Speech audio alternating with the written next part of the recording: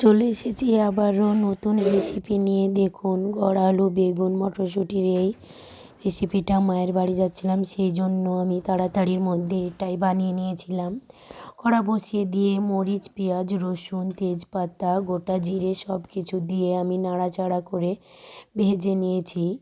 হালকা বাদামি brown colour হয়ে আসলে আমি কেটে রাখা বেগুন গড় আলু মটরশুঁটি সব ধুয়ে কেটে পরিষ্কার করে রেখেছি বড়ি আর আলুটা আমি দিয়ে দিলাম। ভালো করে কেটে ধুয়ে নিয়েছি। এবার দিয়ে দেব টমেটো কোচানো।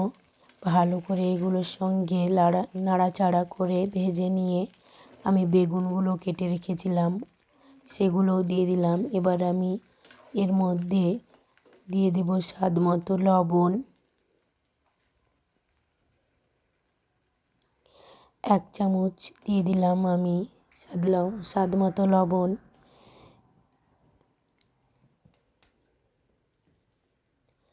দিয়ে দিলাম হলুদ গুঁড়ো,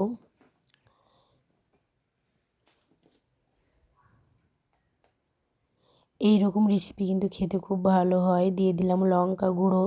দুর্দান্ত স্বাদের এই রেসিপি বেগুন গড় আলুর সঙ্গে কিন্তু খুব মিশ খায়, সেই জন্য স্বাদে ভরপুর পরিপূর্ণ হয়, খেতে দুর্দান্ত হয়। আমি সব দিয়ে দিলাম। দিয়ে দিব একটু ভাজা ধনে গুঁড়ো। এবার ভালো করে আমি এই হাতাটা দিয়ে আমি ভালো করে নাড়াচাড়া করে মাখিয়ে নেব। রেসিপি মানে বেশি নাড়াচাড়া করতে হয়। কিছুটা কড়াইশুঁটি দিয়ে দিলাম। কড়াইশুঁটি দিলে আরও একটু খেতে ভালো হয়, টেস্টি হয়।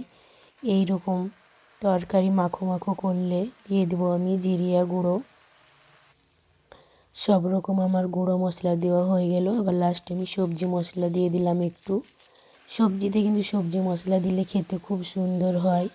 আমি 5-10 মিনিট ধরে এগুলো সব একসঙ্গে কষিয়ে নিলাম ভালো করে। দেখুন কতটা সুন্দর হয়ে গেছে, কালারটা দেখি বোঝা যাচ্ছে যে আমার কষানো হয়ে গেছে। এবার আমি গরম করতে দিয়েছি ওই ওভেনটাতে। এবার আমি ওই গরম জলটা আমি দিয়ে দিলাম।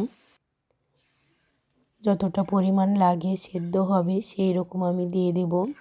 টমেটো আছে, একটু টাইম লাগবে সেদ্ধ হতে। আমি ভালো করে নাড়াচাড়া করে এবার আমি এখন ঢাকা দিয়ে দেব 10 মিনিটের জন্য। এই দেখুন ঢাকা দিয়ে দিলাম। 10 মিনিট পর আবারও ফিরে আসব, দেখাবো আপনাদের কেমন হয়েছে আমার এই রেসিপিটা। ধোঁয়া উঠছে, ধোঁয়াতে তো দেখা যাচ্ছে না, একটু ধোঁয়াটা কম হলে আপনারা দেখতে পাবেন যে কতটা সুন্দর এই গ্রেভি ভাব। এই রকমটা খেতে ভালো লাগে। আমি আবারও 5 মিনিটের জন্য ঢাকা দিয়ে দিলাম। ঢাকা খুলে দেখব আমার আলু বড়ি বেগুন সব কিছু সেদ্ধ হয়েছে কি। তো আমার আলুটাও সেদ্ধ হয়ে গেছে, বড়িগুলোও সেদ্ধ হয়ে গেছে খুব সুন্দর করে, লবণ ঝাল তো পুরো ঢুকে গেছে। এবার আমি ওপর থেকে কিছুটা কাশ্মীরি মেথি পাতা দিয়ে দিলাম।